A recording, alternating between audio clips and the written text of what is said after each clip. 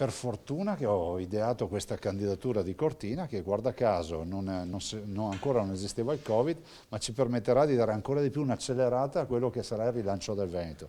Avere le Olimpiadi dopo il Covid o non averle, la differenza è grande, è abissale. Una differenza che si è toccata con mano nella cerimonia di chiusura dei Giochi di Pechino con i sindaci di Milano e Cortina, Giuseppe Sala e Gianpietro Ghedina, che hanno raccolto dai cinesi il testimone olimpico, quella bandiera che impegno del numero 1 del CONI Malagò sventolerà in entrambe le città, all'ombra della Madonnina e al cospetto del Faloria e del Cristallo.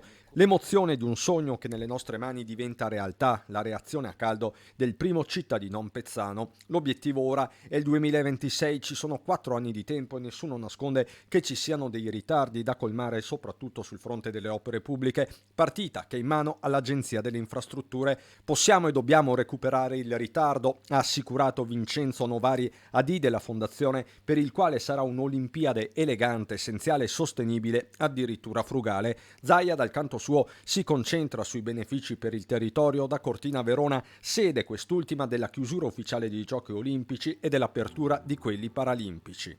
Veneto Pride, avete visto cosa significa avere un'Olimpiade? Concetto ribadito ancora una volta anche in cinese. Si dice Wan Hin Tan Shou Italie Je Mei. Che traduce? Vuol dire benvenuti a vedere, a visitare e a godere delle bellezze italiane.